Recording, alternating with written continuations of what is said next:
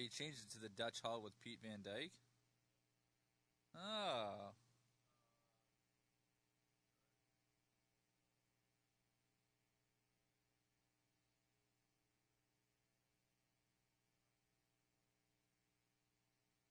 Live now?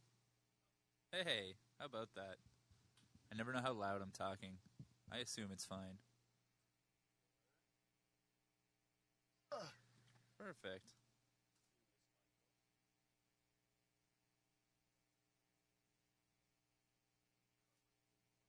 I'm going to try to figure out how to post this. Yeah, it should be shareable or whatever. All right, so I think we're good as gold, Mike. I think we are too. I'm gonna share this on the social media. This is the world we live in now, where this could be anywhere in the world, but it's in the worst possible place for you to come.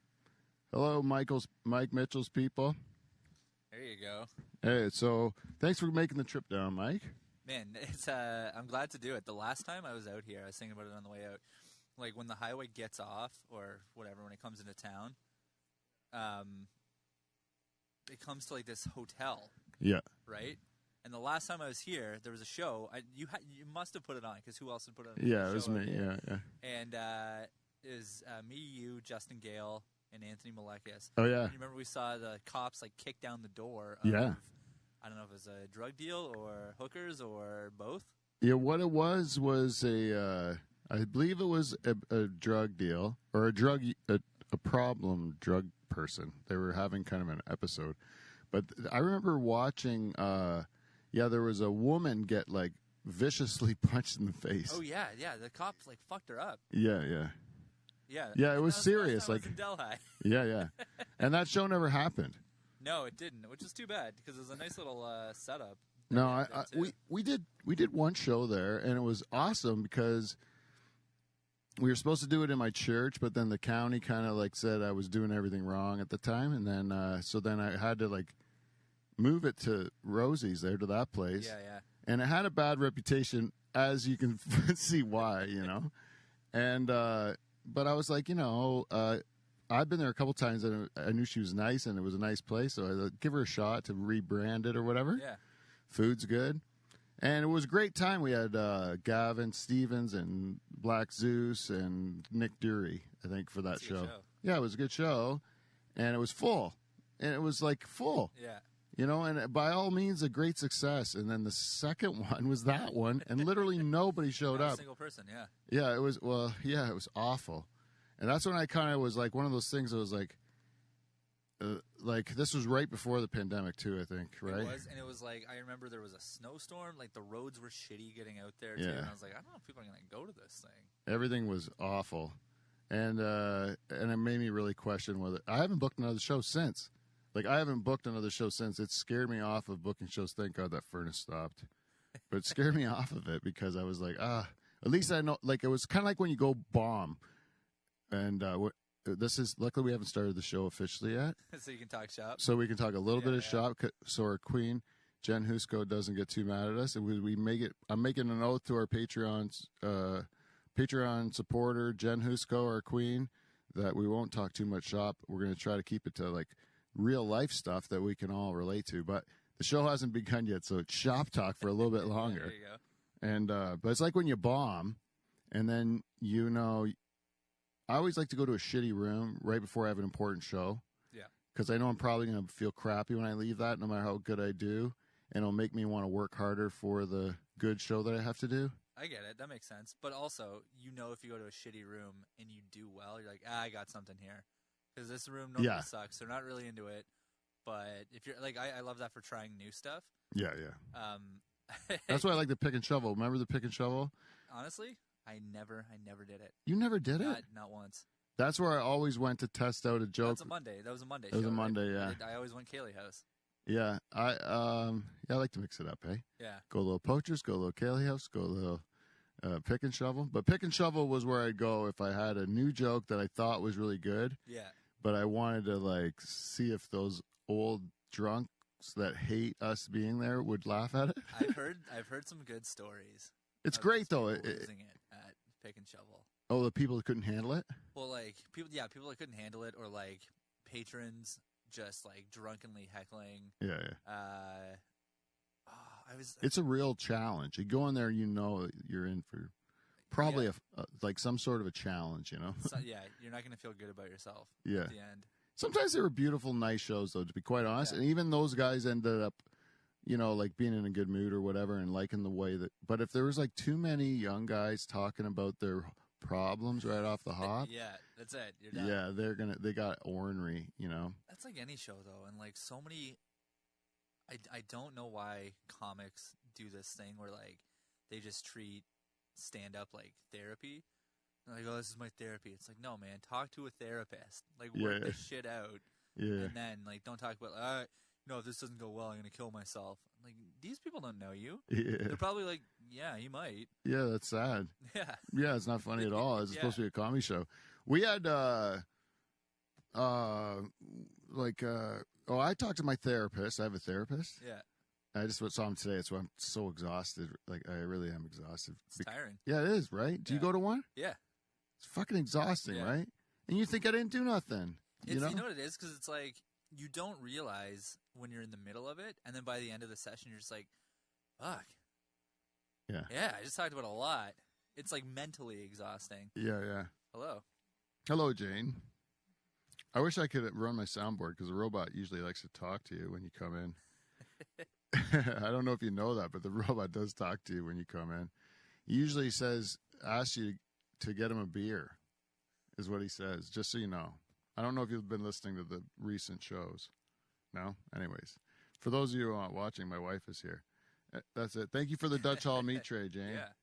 Oh, I should give you a round of applause. Where's my soundboard? Oh, it's down there. Okay, cool. We'll get it when we get it. What were we saying, Mike? We were saying therapist. Exhausting. Yeah, how exhausting it is, yeah. And, I went to him today. Anyways, he told me you should take your horrible things that happen to you in life and write about them, right? Write jokes about them, right? That makes sense. And, I not just go on stage and so anyways, I'll tell you what I did. So then I wrote, so I had like a whole bunch of sad stuff from my childhood that I wanted to, that I was all sad. And I just wrote like a word vomit on a page, like just like free flow, just go, whatever. Yeah. Everything I felt about it, everything. And none of it's funny at all. Yeah. Right. This is what a lot of these kids do on stage. That's it. Yeah. Hot. Yeah. But I did it on paper. Yeah. And then when I'm doing that on paper, a couple turns of phrase or something will pop out at me. Yeah. And I'll be like, that's funny, or there's a joke in there because if I can go about it this way and that people think, whatever, you'll see the joke pop out, but it's a joke, it's a joke. And it's by the time you boil down all that emotion and all that therapy, as they would call it, then you can get to something that can say it in a clever way that you can get at it. People know what you're getting at, but you're not like making them sad. Yeah, I know exactly what you mean. I found, here's some shop talk for you. I've been doing this new joke, and I found a way to get into it by talking about growing up with a single mom, and it like totally goes like, it's not, because like you say that to people and everyone's like, oh, well, that's kind of a bummer. The joke's about Titanic. About how I saw Titanic in the movie theater with my grandpa, and that was a weird one because, like, you never forget the first time that you see your grandpa's dick in a movie theater. But so, like, it turns like, because I was going titties. Yeah, that's what you think. Yeah, Kate Winslet's titties, and you end up seeing grandpa's dick. See, that's a good one. Yeah, I like it. You never forget the first time, but it wasn't the last. Like one of those, everyone's like, "Oh, he's obviously joking about this." Yeah. I didn't really do that. Yeah, yeah. I know. I tell that whole thing that I'm telling you about. It's like, I'll tell you the actual subject matter and the joke. Let's do it. Okay? I don't mind burning it. No one fucking cares. So, the subject matter is like how I feel bad that I was called, what do you call it? Homosexual, or, now what is it called when you're homophobic slurs? I was called homophobic slurs by my father, Oh, I've seen you do this joke. Yeah. Yeah. Yeah, and it was 2 pages of like just mwah, Yeah. you know, Yeah. and then at the end of it, it was like, that it was. I didn't even know that word meant gay. I thought it was just something your dad called you to get you like sport, like, to get you to stop crying, you know. Yeah. And then, but that little phrase in there, like it came out of like not funny, and then one, and then once I found that, it was like that's fucking perfect, you know. It sums it up. And then I didn't feel bad about it anymore, really, like because I have this sweet joke I love, and when I say it, it has emotion. And then when people say, "Hey, I remember my dad called my brother that when he you're not saying it, that you're like careful, but you'll say it on stage. You said it on stage. I did I saw you do it at Levity, and I said it right. You said it. I said it on Sunday too at the Judge because I said retarded. I've been doing a retarded bit. This is now 4 weeks in a row that I've said this on the show. So you know what, man? Last week, I think it was last week at Levity. Were you on last week at Levity? Or the week before? Yeah, I was. So I was standing at the back with Jason and Patrick, and Manolis was doing. He goes, "I'm gonna tell this story." Nah, I'm not gonna say it. You can't say. Yeah, I'm gonna say it. You can't say retarded. Yeah. He goes, I know you're not supposed to say it, and I can't. He said it 7 times throughout the joke. Yeah. Like, for something you're not supposed to say. Yeah. You're just hammering it home, man. But like every time he said it, me and Jason were in tears. Yeah. Because it was just it just got funnier and funnier. It's like, man. Yeah. But like people were into it. He wasn't digging a hole. Everyone's like, oh, this is really good. Yeah, I used it after he did because it was like he broke the seal, and because it made me start thinking too. It's like, well, the way I frame my joke to use the word is I try to like give it power. Like I try to give it power. Yeah, you know? yeah. Like reclaim it, like queer. You know, because queer they did it like I think they did it perfectly. Queer. It's come full circle. That now you can use it. Queer. It's like a preferred term. Yeah, like my kids will like use the word queer with pride and stuff. Yeah. And my generation uses it as an insult. Yeah. And so like it takes it back, but they don't even see it as an insult. They're so past it, you know? Yeah. If you're like, hey, you're a queer, like, yeah, I am. Yeah. Thank you for recognizing. Oh no, I'm and not. But but my friend is. But and like it's a common mistake. Yeah, or like I grew up in the '90s, man. If someone called me a queer, you'd be like, no. Yeah. You. Yeah, but gay now it's gotten to be more offensive. Where we use gay as the all-encompassing term. That you didn't. You weren't. It wasn't your favorite thing. You know no, what I mean? no, not to be called gay, but to say like something's gay. Like that guy's a gay person. No. Okay. In that way where you're saying like I have a gay friend. Yeah. You know, like where I would say gay if I didn't know exactly what kind of what letter on the acronym they were. So then I would go, you're gay, like to mean the all-encompassing word, and now they're saying now that's ignorant because that's only referring to one specific of letter. So interesting. And the queer is more of the all-encompassing term. You're just the G at that point. Yeah, but Q is kind of like the whole thing. Yeah. Which I think is great because there's too many letters. I can't even try it because if I try it, I'll get it wrong because I missed one. There's a couple numbers in there. But queer's good to go. Yeah, queer. If it's all, just give me one that you're cool with and it's all around, and I can say it. But it's like we can fuck that one up too if we start making it offensive again. Oh yeah, right. Real quick. Where like the black people took the N-word and they try to reclaim it, but they still like to keep it as an insult as well. Yeah, and that's where they can't. You can't have it both ways. There's I had a really good conversation with Al Val in the green room at some show because Al's trans now. So I don't know what Al's preferred, like they haven't even figured out what they want to be called yet. It's still Al Val. Yeah. But they're transitioning and it's a whole thing. And he's like, man, it's such fucking bullshit. He goes, I said tranny in a joke and they turned on me immediately. And he's like, I'm a tranny. I'm trans. I can say that. And everyone's like, no, you can't. And he's like, well, what the fuck, man? Yeah, like, what's the rules here? What are the rules? Yeah. Like I think it should be yours to do what you want with. If it's the one, if you can be offended by it, you can reclaim it, right? Like you can make it yours again. That's what I think. Yeah, and Al is literally trans. Like if anybody can say it. Yeah, like when he said he's like that's the most gender fluid dude I know, or person I know, I should say. Like when they say gender fluid, I used to be in an old chunk of coal or whatever. I didn't understand it. Yeah. You know, it's true ignorance. Sure. You know, and I remember talking to a non-binary person at a show, and they did that in their bit. They did, you know, about being non-binary. And then they were nice enough afterwards to field my questions, you know? And I just had a bunch of ignorant questions, said I probably would be ignorant, but can you let me just figure this shit out? You know? But that's the thing. It's like, that's for sure more appreciated than being like, I think I know what this is. I'm going to run with it. Yeah, like I almost get a person that is, when they say fluid, you know, they mean like water, like it's it's different, like how they feel or whatever. Like sometimes this, sometimes that, right? I get that. I get that almost like, I get that, you know, like I look at Val's Instagram account or whatever. And I know I've known him mostly as a man, you know, mostly. In fact, exclusively. I don't know if I've met him yet since he's transitioned. Or since they've transitioned. Sorry. Yeah. But, I'll tell you, I watch him doing the poses all decked out. Yeah. And I'm like, he looks like he's having a fucking great time. Like, he looks like he's having a great time, looks like right? Never been happier. Yeah. Yeah. And, dude, so many funny bits out of it. Right. Like, they have one about they're taking hormones to change, like, taking estrogen. And it's changing their voice. But they're like, I'm not going to change how I sound, man. Like, I just sound like a surfing animated squirrel. Like, and that's just who I am. So you're looking at me, you're like, what the hell is happening right now? It's like, that's just it. This is who I am. Like, all right, man, that's pretty good.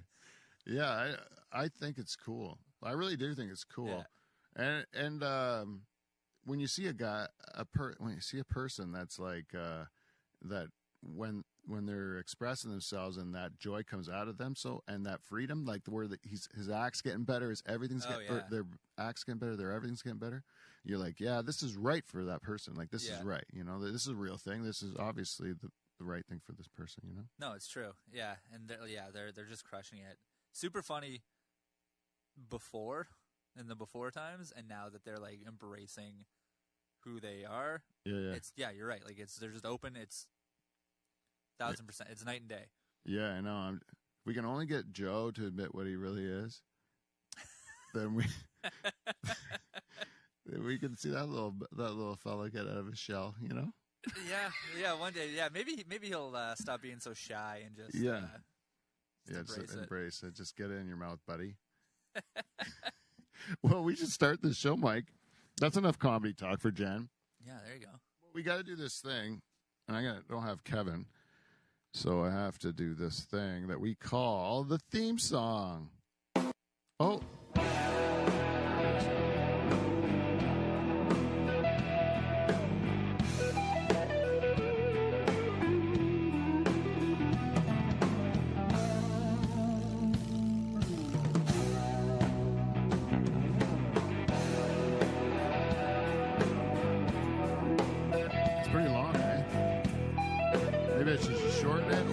Have something going on during it.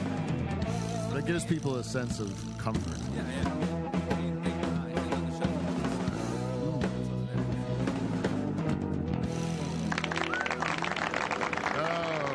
Thank you. Welcome, everyone, to the Dutch Hall. We are coming to you from Pine Grove on a beautiful Tuesday evening. This is a Thursday that you're listening to us on all the podcast platforms, but right now we are live on Facebook and YouTube in the Dutch Hall, and we have a guest here from Hamilton, Ontario. I'm very lucky to have him. He is a return guest. He's been here once before, right, Mike? Yeah, it was a few years back too. Like a brewery show. Yeah, and I think a snowstorm too, and it was a bunch of comics. Me, Jason Allen, Michael Moses. Oh yeah, I remember. Oh yeah, cool. Because we were set up over there. Yeah, there was the band was over here. Honestly, every time I run out of ideas, I rearrange the furniture in here. Like it feels like a brand new space. Yeah, it always because then it does feel like it, and then it gets stale, and I feel like I need to change things up, so I change things up. We're gonna get into that too once we get these introductions out of the way. He's also this guy that we're just talking to here. He's also the co-creator, star of the television program This Is a Thing, which you can see on what? What can you see it on? It's on Bell 5 TV1, which is like the hardest, unless you're a Bell subscriber. I saw it on YouTube when it was available. Yeah, we put it up for a week. I'll tell you, I love that you did that because I couldn't get the other thing. We got a lot of messages of people being like, "Oh my god, finally!" I was like, "Oh, yeah. Can you tell Bell that you want to watch it? Like, tell them, and maybe we'll get some more money or something." Yeah, well, I think so. Like, it's definitely. You must get. Anyways, we have to introduce you. Yeah, sorry. This is my fault. I just keep. Ladies and gentlemen, he's also a stand-up comedian, and I've been lucky enough to work with him for a number of years now. I'm just going to say it. Mike Mitchell, everybody. Mike Mitchell. Oh, and can you say two-time when I say two-time? Two-time? Yeah, when I say two-time, you say it. Okay. Okay, and I'm the host of this show, and two-time President's Club Award winner, Pete Van Dyke. Oh, no audience for that?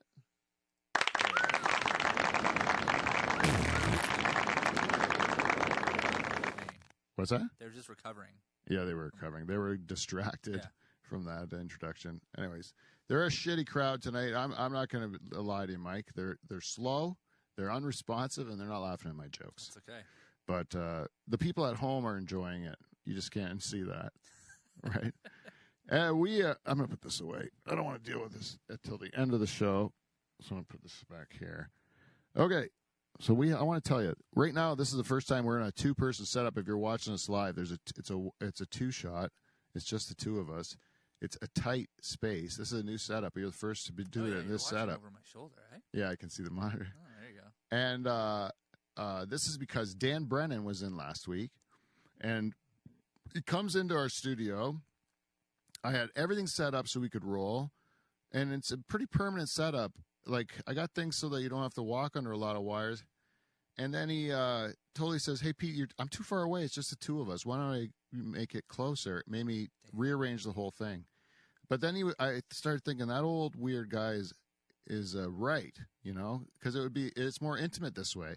If I was behind all of my equipment behind the desk there and you were on the other side of the room, wouldn't seem as much. That's true. But sometimes I am looking like this at the camera because I want to be like just look right into it. Mr. TV. Yeah.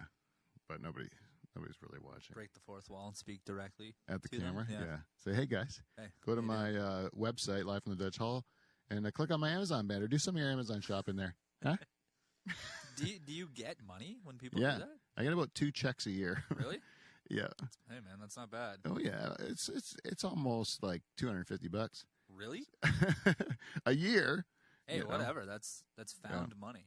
Well, yeah, it's just from people being nice enough to click the link because it doesn't cost them anything. They don't really get a savings. Yeah. It just helps you. It just takes some of Bezos' money, gives it to me.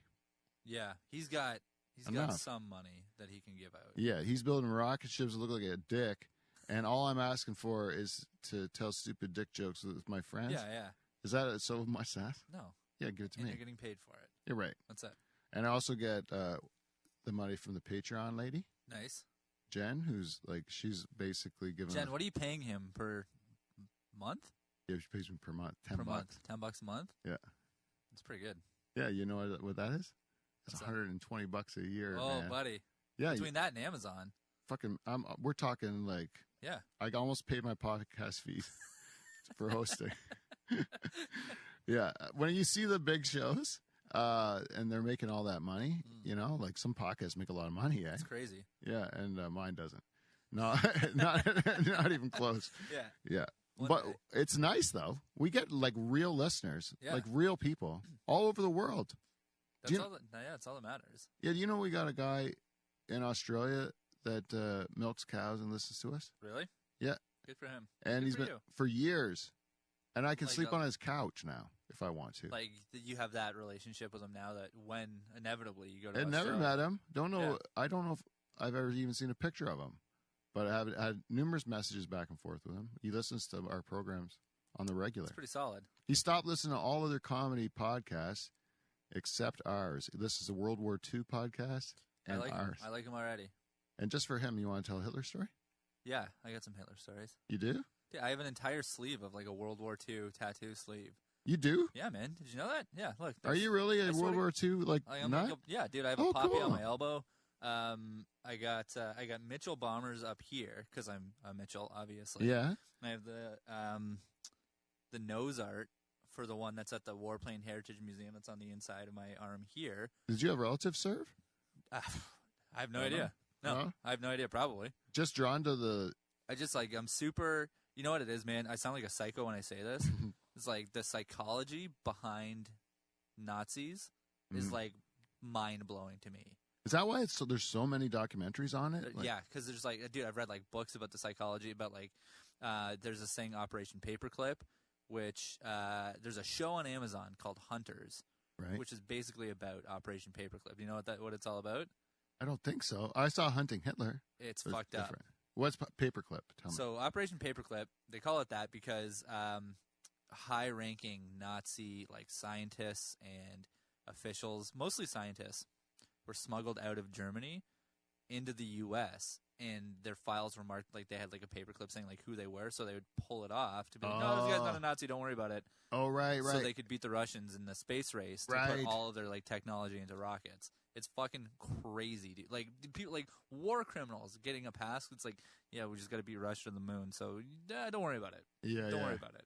It's like it's like if you had like a super team, kinda. Like these guys were one country, right? Like it's the Norm Macdonald joke, and they took on the world, right? And they almost won. So they're pretty good. Yeah. Right. So then once they break up, they're like, "Hey, you guys can't. You guys are bad. Like you can't keep doing. But like your guys that made you good. Yeah.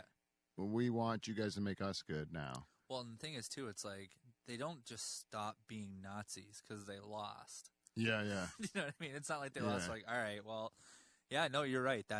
We should probably go back on this. Yeah. See, I always kind of thought of them more like hired guns. You know, like that. Like mercenaries. Like Einstein, for example. Then they use his brain to help with the atomic bomb or something. Yeah, they brought him in for like the Manhattan Project and like. Yeah, like he didn't agree with it, but he was like kind of like they're using him for their evil purposes.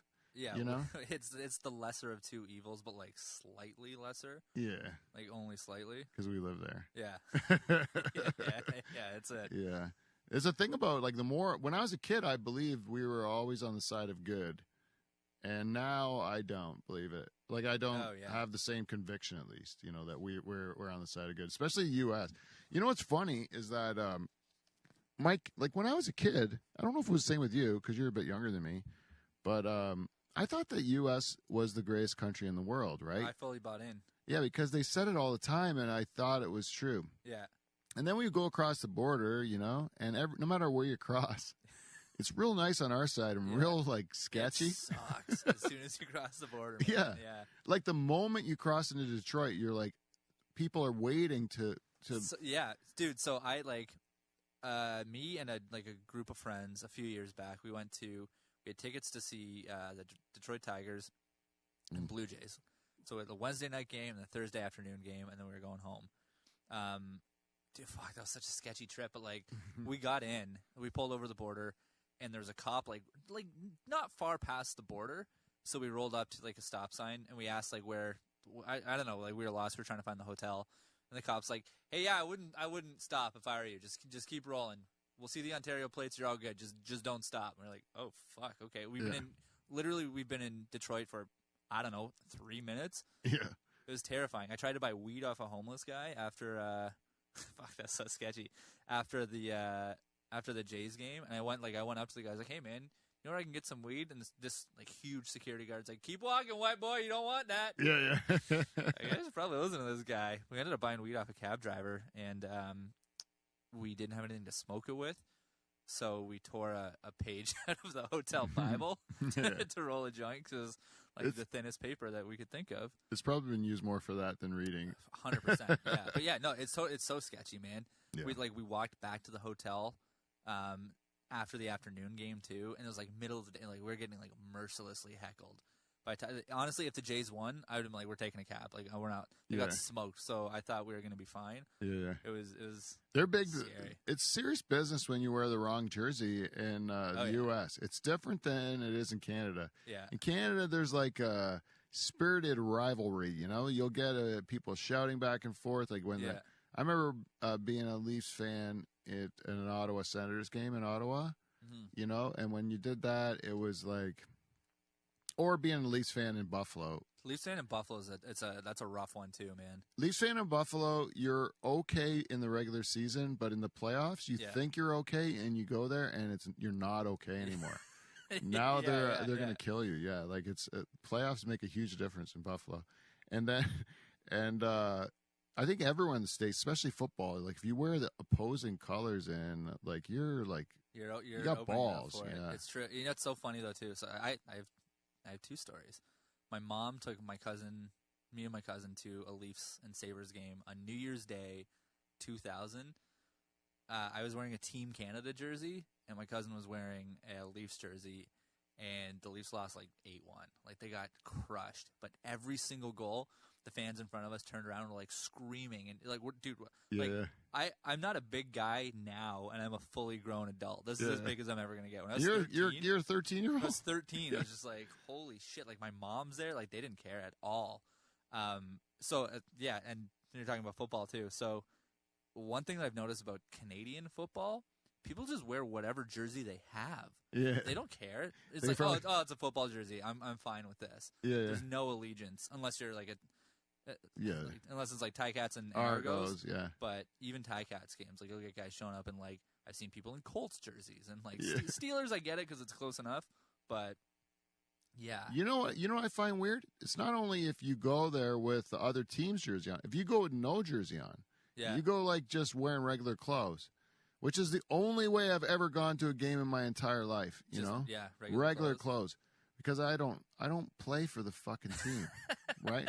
Like I didn't earn this. I bought this. Yeah, I'm not playing. Like I don't need to wear a jersey. Yeah. And so you don't say we when you're watching the teams like, oh, we won last night. No, when I used to though. When I was into it. Yeah, when I was young, I was into different sports. I think I was into I like watching hockey. And I've always tried to not be a Leafs fan. Sure. Like I tried my best not to do it because they broke my heart so many times, and they don't seem to have any chance of winning ever. And I've gone to a lot of different hockey games because my brother-in-law played in the NHL, so I've been lucky to. Who's your brother-in-law? Ryan Vandenbush. I think I knew that. He's been on your podcast before. Yeah, lots of times. Yeah. He's He tells a dandy of a story about his ayahuasca experience on the last one he was on. And he, on the very first one he was on, it's actually one of our top rated episodes. It just fell off the top 10 though, actually, but it was Pete's birthday, it was called. And he comes in and it was spinning the wheel, and it was tell your lose your virginity story. Nice. Oh my God. He tells a story there. It's so funny. My sister was really mad at him for telling it because that's how you know it's a good story. Yeah. Long story short, I think is this: he ended up he wasn't sure if that was counted as his first time or not because he came before like putting the condom on, and hilarious. Then he just held the condom full of jizz, and then like tried to shove held it on, tried to shove it in. I think that's how the story went. That's fucking funny, man. Yeah, it's funny, and he tells it in just like matter of fact, like it gives it to me like a beautiful gift. You know what happened? The show that just went out last week with my buddy Beaver was in here. Yeah. We hadn't even started the show yet, and then he says, "I've never pulled out of a girl ever." Wow. Yeah, and I'm like you have to break that down, and then we did. Yeah, you do have to break that down, right? Oh, what are you doing? You ever heard of a guy that makes that claim? I heard my cousin says he never peed sitting down ever. He's lying. Right? He has to be lying. He goes, no, I've never peed sitting down. Like I sometimes pee comes out when I poo, he says, but I've never peed sitting down. Well, like you always pee when you poo, but you never poo. You don't always poo when you pee.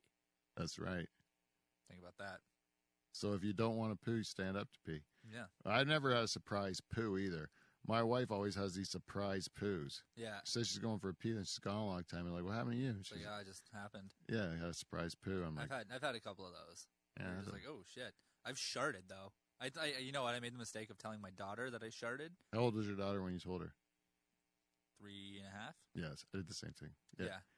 Because she shit her pants too, and she was upset. Yeah, and I was like, "Oh, dude, don't worry about it. I did it twice in the last couple of years." Exactly. She's like, 2 times. I'm a drinker. Oh, I'm like, I'm a drinker. You're gonna find that out, kid. That was really what I said. Yeah. That's so funny, man. I was just like, no, you know what? I was really sick. I trusted when I shouldn't have. Yeah, here we happens are. from time to time. It's an accident. You can't beat yourself up over it. Move on. I know you can do it in the toilet. One time, my young daughter, she was toilet trained, so she would have been around 3. Yeah. And she's very flatulent, right? She was very flatulent. She's not anymore. She's 18. She's not flatulent anymore. Or she's gotten good at hiding it.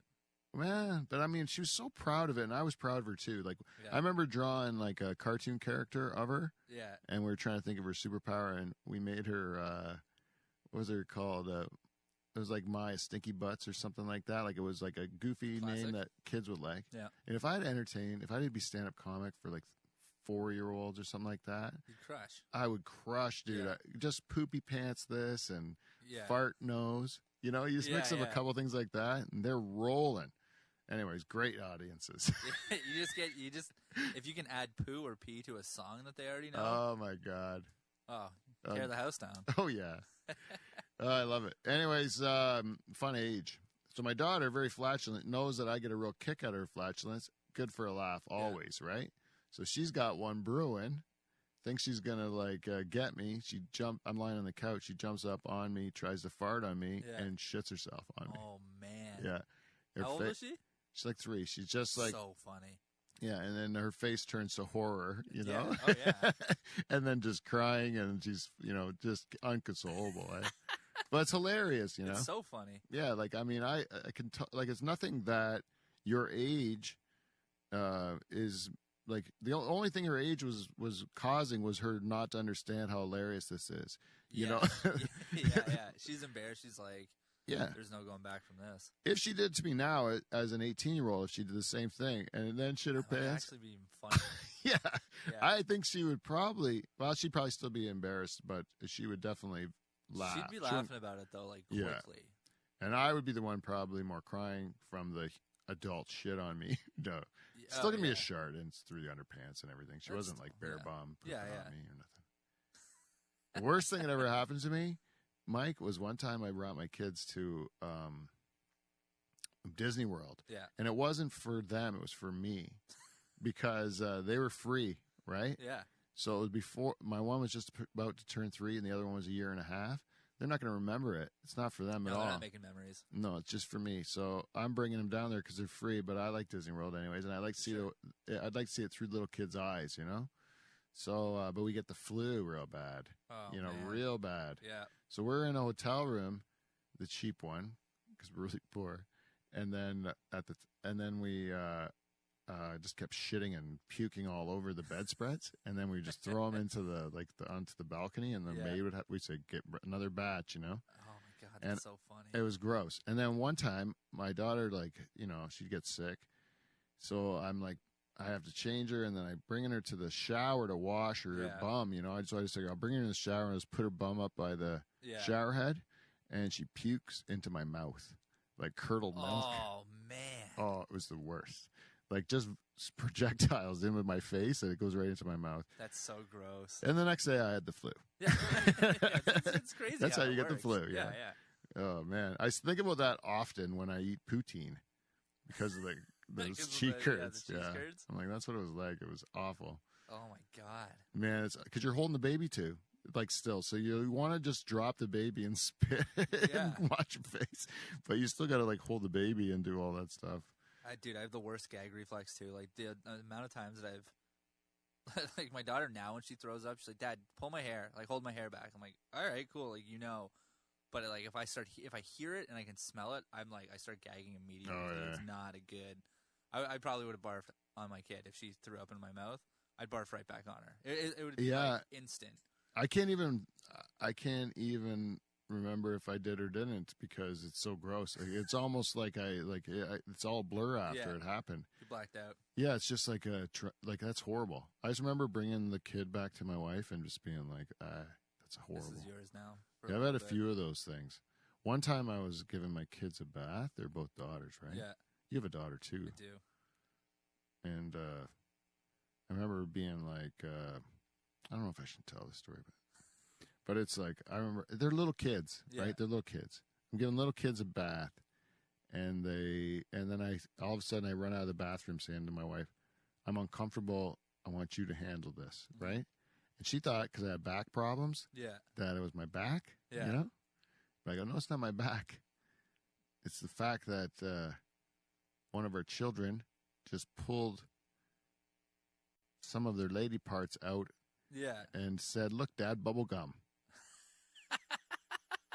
Right? Yeah, like, I can't do this anymore. And I'm like, I'm out. Tap, tap, tap.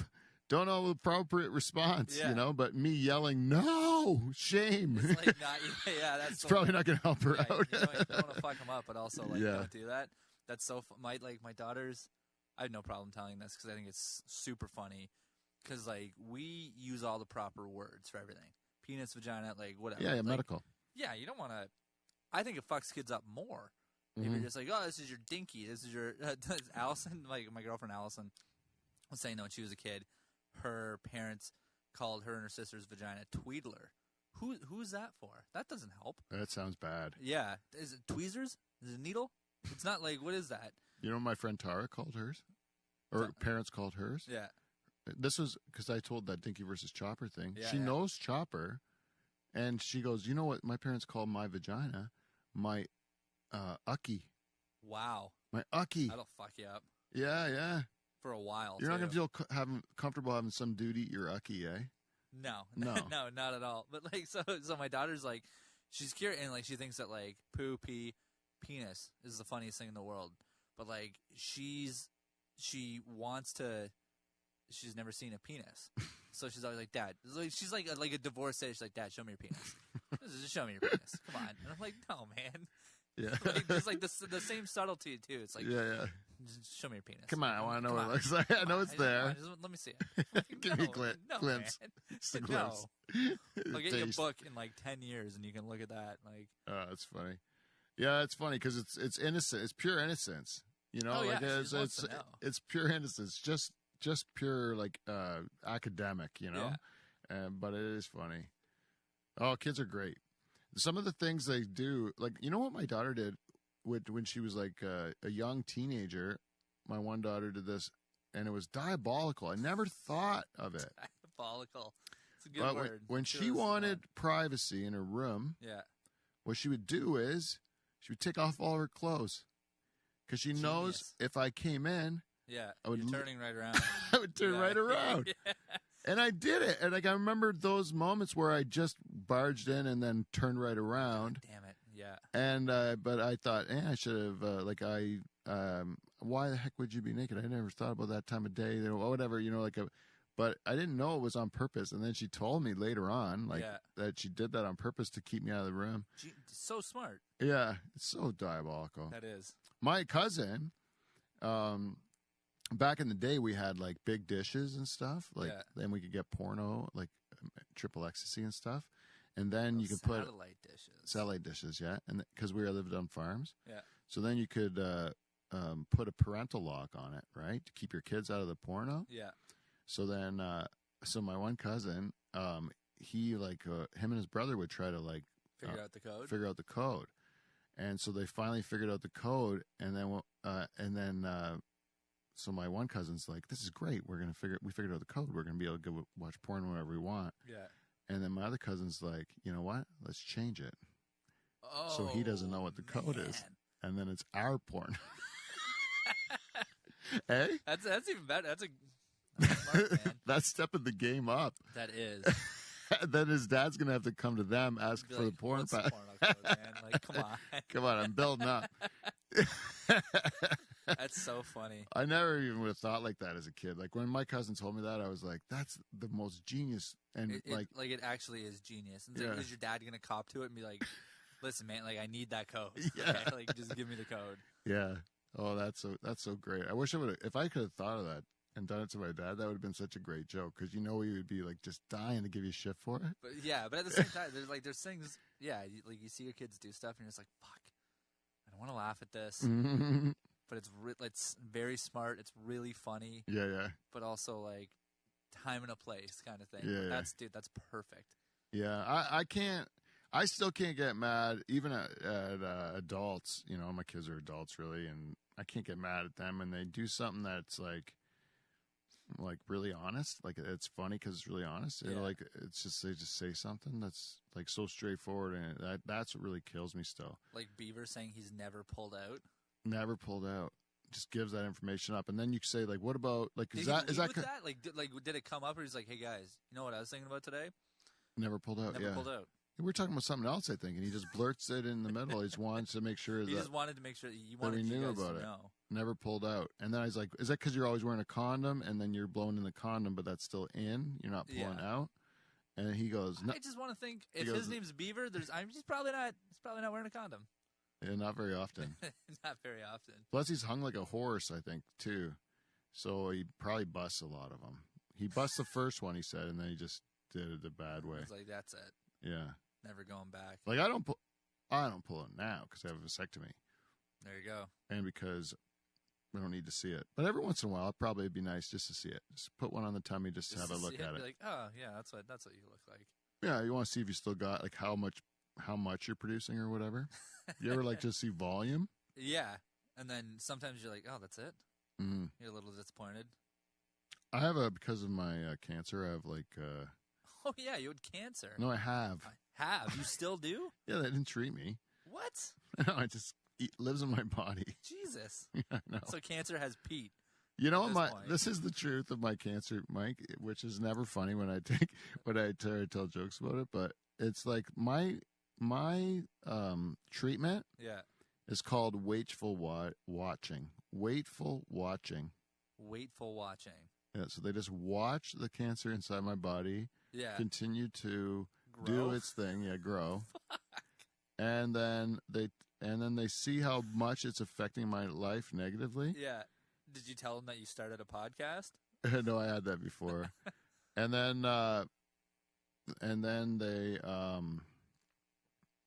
they just tell me to come back. And then they'll do it again. They'll see again. It's wild. So because they have to balance how bad your life is without treatment. Yeah. And how close you are to death, I guess. And then they have to, versus like how bad you'd be off taking the chemo. Okay. And they're saying right now your life's better with just living with it. And they can't cure it either. They can just put it into remission, right? Because it's a blood one. So like it just goes into remission and then comes back anyways again. Fuck. Right? So then it's not like with but it sounds worse than it is because like with a bone marrow transplant you could cure it, but you wouldn't want to go through that much trouble because the disease itself isn't that bad. Sure. You know, that's like for the most part, like it sucks at times and other times you don't even know you got it. Yeah. So then that's just what it is. It's just like a herpes of cancer. Yeah. That's it's going to be with you for a while. Yeah, forever. It's just going to be, hopefully it'll be with me forever because then I never had to get treatment and so I started eating differently. Yeah. And it's controlled. And every once in a while my tumors or my lymph nodes get real big and then they got tumors on them, but then they go back low. Then they go away on their own. That's so crazy. I had a buddy that had lupus. And like lupus is a blood disease too, right? Yeah, and it's autoimmune. So like it like flares up, and like he would just take on like water weight, right? And then it would just go away. It just had to like work itself through. Yeah, it's weird. He'd be off work for like a couple weeks. It's like my lupus is flaring up. They're like, holy shit, your lupus is flaring up. Yeah. But like he'd come back and he's like, yeah, check it out. I got stretch marks on my arms. It's like, yeah, man, my body just balloons up. It's crazy. Yeah. Like, can you do anything? He's like, not really. I mean, I just have it. I can manage it, sort of. Yeah. Oh, Christ. Yeah, it's crazy, eh? Yeah. A lot of stuff is just about managing it. Same with like even like a lot of the like mental and stuff. You just gotta like learn to. Yeah, you ride that wave. Yeah. Yeah. Accept it as part of your life. Know what it is. Mm-hmm. Like name it. Treat it as a mechanism or whatever, and then like just don't get too worked up when it happens. Now when I have panic attacks, I just like know what it is. Just kind of like, all right, here I am. I got to do this for a bit, and then it'll be over. Fuck. It's like when you get too greened out on weed. Yeah. You know, like when you're first a new weed smoker, Yeah.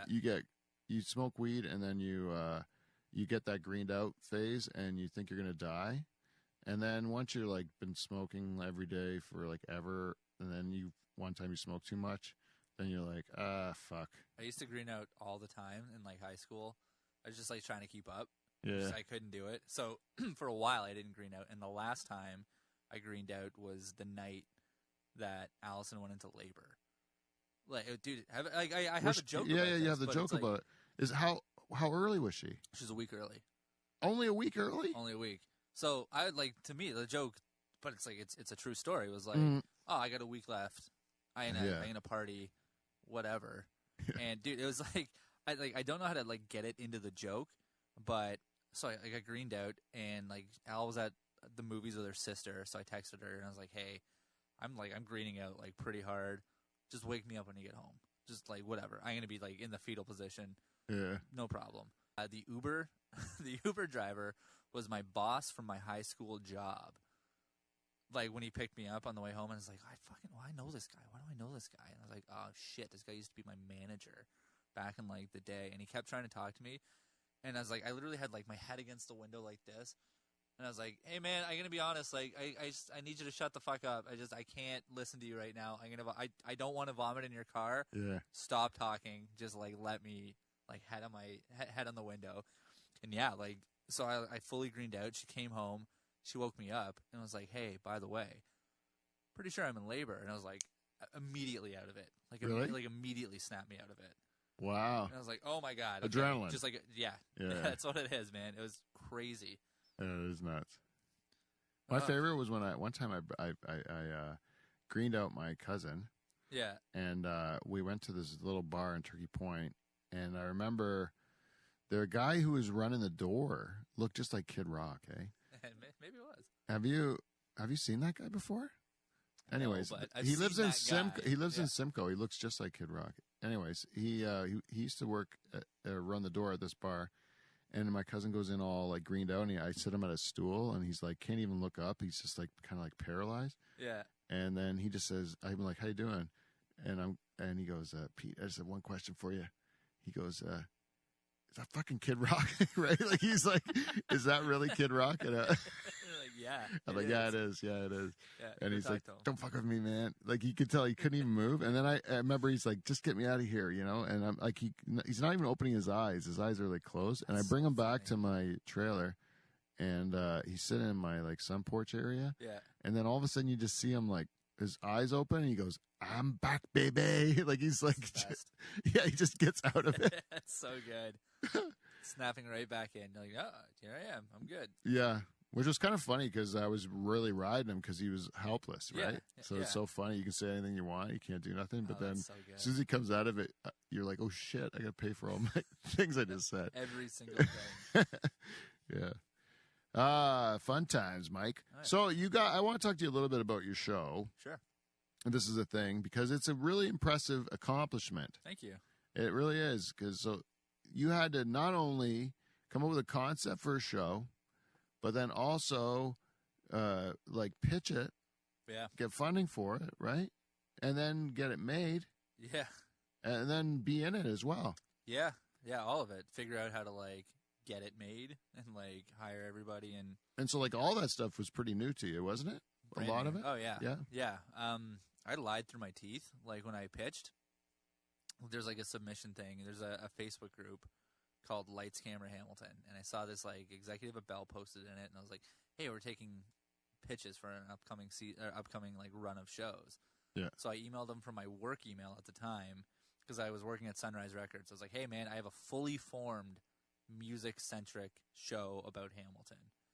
Can we chat about it? And he's like, yeah, give me a call tomorrow. And I was like, yeah. So it's like I was just like making it up. I was like, and it's gonna be this, and then there's gonna be musical performance, but also comedy, and it's gonna center on like the art scene and blah. And like I kind of knew like vaguely what I wanted it to be. Yeah. But talking to him, I was like, oh no, I've had this idea for a while, and he's like, yeah, cool. All right, we'll see how this goes. And it literally, like as soon as I got off the phone the first time, I was like, shit, I think I'm gonna make a TV show. Like I think, you can tell it's like I think this guy's into it. yeah, so like we started doing that and had to hire a bunch of people that are way better at doing that stuff than I am. Yeah. But yeah, learned a ton. Now it was nice. It was good to watch. Like I watched the whole season 1. Yeah. And it was nice to watch you guys get your footing. Really, like like certain things worked right off the hop, and then certain things you could tell as time built. Like, and it's that way with most shows. You know, he has set up so much character at the beginning and so much of the show that it's almost like laundry list of to-dos. You know, so the first episodes are never the best of anything. Yeah, most people say like 2 or 3 to get into it because there's always that setup time. You know. The feedback that we always get from everyone is like when it ended, they're like, "Fuck, I got really just into got this. into I just it. got in. I'm like, yeah, I want to see more." Yeah. And then it's done. It's like, yeah, because there's 5 15-minute episodes. Like it's an hour of TV. Yeah, it is. But it is like you said. Is that all it was? That's all it was. Yeah, 5 15 minutes. Oh wow, that's cool. It's supposed to be 5 12 minutes, but we it averaged about like 14 15. You know what I think about Chris Adirante? Yeah, that's how you say it. In that show, I think it was episode 3, and it was the one that was in The Winking Judge. Yeah. And he looked like he was like one of those hobos with like the scruff. Yeah. Like you took a cork and burnt it. Can I tell you? I could have fucking killed him because he had a beard. We shot the exterior at the start of episode 2. There's an exterior shot. He's outside smoking with Doug and Jen Reeves. Yeah. And his full beard. And then the way that the scheduling worked out, we couldn't shoot for like 3 weeks, like the next parts. And he shows up and he's like, "Mikey, I forgot that I had a beard." So like he was like completely clean shaven. I was like, "Fuck, man, come on." So yeah, like we were like, "All right, we won't show a lot of you because you look like a chimney sweep." Like we like painted it on and like. Is that what it was? Dude, it's all makeup. Like it's all of it. Yeah. Oh, that makes perfect sense because I was looking at him like, "What the fuck is that guy?" Like he's like And then it was just weird, and that makes perfect sense now. I meant to ask him when he was in here, but then I forgot. So now that I know. Yeah, that makes sense too. That it was something he did that was stupid. Oh, that's cool. Something he did that was stupid. I was like, it's fine, man, but like, fuck, Chris, come on. Yeah, it's funny. But it worked out, and he's in. Like, we have him in season 2 as well. But same kind of thing. Like, we shot some stuff for season 2 already, and he has long hair, and he just chopped it all off, and we're shooting again in like, I don't know, 2 weeks. Yeah. So wear a hat, I guess, Chris. Like, yeah. It's Canadian TV, baby. We have no money, so it's not like we can just have like shooting blocks at a time. It's whenever you can get it done. Yeah, because everyone's got day jobs and we're like CFL players. Yeah. Yeah, you might pay to see us at some. Like we got to go to work. Yeah, it's one of those things, eh? You think that, like, does the Bell own it then? So it's a weird. It's cool. It's really cool. They have exclusivity on it for 30 days once it airs. So they have the license for 5 years. If they want it up on their platforms for 5 years, they can have it. But we can distribute it anywhere after 30 days, after it's been on their platform for 30 days. So like we could sell it, we could distribute it like wherever. But we started talking about doing that and like looking elsewhere.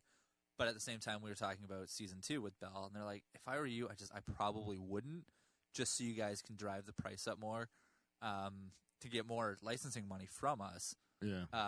For like the next season, because if you give it away for free, it's like, yeah, but what's the urgency in making sure that we have it if it's away for free? I was like, okay, I think I get that. Yeah. For the extra, we didn't get much extra. We got some extra money, but like we have another episode too. That's the thing. Like, yeah. Just when you say that, I have no knowledge. Like I'm an idiot, so like I don't know anything. I'm just gonna tell you that right off the hop. Sure. But like when you say that, I get scared right away because I'm like, are these guys fucking with you? Because like I don't know if that makes sense or if that is something they say that makes enough sense that that was my thing too. I'm like, are they serious right now? And it's like, yeah, maybe. And we asked for like way more money. Yeah. For the second season, like we can't do that. We can give you a little bit. It's like, okay. Yeah, it's like, but you're probably, I don't know. That's the thing. I am so ignorant. I would just be taken advantage of. I shouldn't say this on. publicly. Yeah, so I honestly, I was having this conversation today. Yeah. With Ashley Sloggett, who's like one of the producers on it, where it's like it almost doesn't matter how much we got for the first 2 seasons because we got somebody else to pay for us to make believe.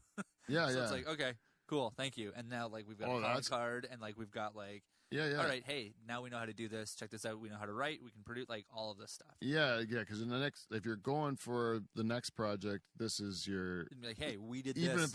if you're looking at like doing this on a larger streaming platform, yeah, that for like a half-hour episodes or something like that, then you know that you can use this as like what the Letterkenny did that too with their shorts, right? Yeah, and then exactly. And to get them to where they could get a real finance show. So. And now they're everywhere. There's like Funko they got a spin-off. Them and yeah, Shorzy, yeah. Can't wait, actually. It's gonna be good. It's gonna be really good. But like I remember those videos, like the Letterkenny Problems shorts. Yeah, like, fuck, these are funny, man. Yeah, it was great. And then for me especially, like they speak Norfolk language. Yeah, like, yeah. Like where they represent the 519 like the Dutch Hall does. That's so funny. They call them their dick, their bird, or their horn, or like. Yeah, it's so much here. Like it's like it's remarkable how similar it is, and then and it really does capture. It's like I think I didn't get it for Corner Gas. Yeah. But I worked for Farm Credit Canada, which was headquartered in Regina, Saskatchewan. Did you ever get to go out to Regina? Oh, no. It was mandatory that everyone go to Regina, Saskatchewan. I worked there for 15 years. Regina? No, I worked for this company for two-time President's Club Award winner. Yeah, that's right. And then I never went. And I had bosses tell me, "What do you mean you never went? You have to go. I'm going to make sure you go." And I go, everyone says it. No one does it. Like, fuck you guys. I'm not going. I'm not going to Regina. Yeah. And I managed to go the whole time without going. That's an accomplishment. Yeah. It was really my goal after a while. I was like, I'm just going to avoid it. Yeah. But no, I've never been. But the Regina people would come to Ontario and train me all the time. And they were always like, "Did you see the new Corner Gas? Did you see the new Corner Gas?" And that's their thing. They're speaking their language. Yeah. That's like I never got into Corner Gas, but I had a friend who loves it, and he was saying, he's like, "Do you like King of the Hill?" I was like, "I love King of the Hill." He's like, "It's King of the Hill. It's just like Canadian. Like it's so mundane and just so." Small town, just plain like nothing is going on in these people's lives. Yeah. Except the small things. And the small things are everything. I was like, okay, I think I get it. I still never watched it, like whatever. But I watched it. I didn't watch it religiously or anything, but I've seen episodes of it, and it was fine. I saw it for the jokes, and it was good. They had well developed characters and everything, but it was more like probably skewing a little bit older than me, even. I would say, for sure. Or at least definitely. Duller than me. Yeah, like because all these people that were so into it, they were like the most normal, like that's it, grotesquely normal people. It's like a CBC comedy. Yes, that's what it is. Yeah, right. We're like, it's funny. Yeah, sure, I get it. Yeah, I like Letterkenny better because it's like, probably because it's adult in nature and it's real. Like that's how people talk. Like that McMurray guy on that show on Letterkenny. Have you watched it? Honestly, I've watched like 2 seasons. I'm a bad. There's a character named McMurray, and he's kind of like a mumbler and stuff like that. Is it Jeff McHenry? No. Jeff McHenry's character? No, I don't think so. I think Jeff McHenry's character is like very minor. He's like like he's barely in it. Yeah, if I'm not mistaken, he's like I can't remember the name. He's like a kind of like a special needs guy. Oh, that's Is that right? What he plays? That. I'm not sure, but I think that's what he plays. But anyway, go on. So this guy, like I think he's a real guy. Like I think I know him. That's how much of a stereotype he is of real people that live around here. Like they really nailed it as far as like catching archetypes of people. Yeah. I think that's kind of key with good character development is that your characters have like something that is like you can see in other people that like because you get those universal truths that come through the character. These people really exist, and if you don't know this guy, you know someone that's kind of like this, but also kind of like the other one, and it all comes together. Yeah. Yeah. How did you hook up with Tim Ford? So Tim and I worked at Sunrise Records together. We shared an office. So he was a VP, and I was the head of marketing. And he's like that anyway. That's just him. Yeah. It's literally so I put him in it. We did a bunch of web shorts for Sunrise Records called The Vinyl Countdown, because This Is the Thing, he starts a YouTube show called The Vinyl Countdown. It's literally just him just talking about records, or just talking smack. And Tim knows more about music than anybody I've ever met. He got in trouble one day from Rod Stewart's management, because he was the VP of purchasing. Yeah. So he was in touch with a lot of record label bigwigs and all the time, and he had this one where he's calling Rod Stewart a drunk piece of shit, and his management is like, "What are you doing? You can't be doing that, man." And he's like, "It's a character, it's a joke." Yeah. And he's like, "Yeah, but he kind of is a drunk piece of shit, though. He's a fucking soccer hooligan." It's okay, yeah, fair, man. Yeah. So yeah, that's Tim. It's just him. So when I told him I was making this show, I'm like, I'm putting you in it. You need to be in this. And at the first or second episode that we did of the Vinyl Countdown for Sunrise, I was like, "Oh, this guy's gold. He's so funny." He's never acted in anything before. That's his first time in anything. And I was just just be you talking to me in the office times 100. Yeah. Just turn it up. Do not worry. That's what he did. Yeah, That's it. No, he's a great character on the show. He really does steal most scenes that he's crushes in. it. Crushes it. Yeah, you're drawn to him for sure. Yeah. There was one girl in it too, in the one scene where their babies were racing. Yeah. And I was like, next time when I see Mike, I'm gonna ask who that girl was.